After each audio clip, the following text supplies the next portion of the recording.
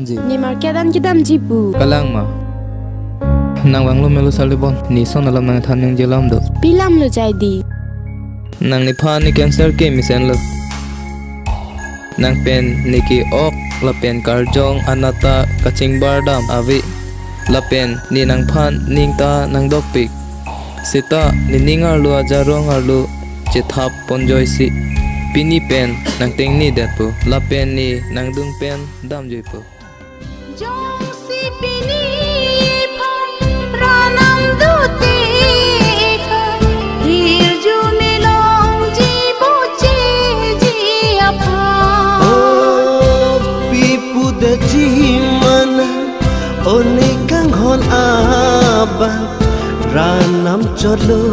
ningka che the pha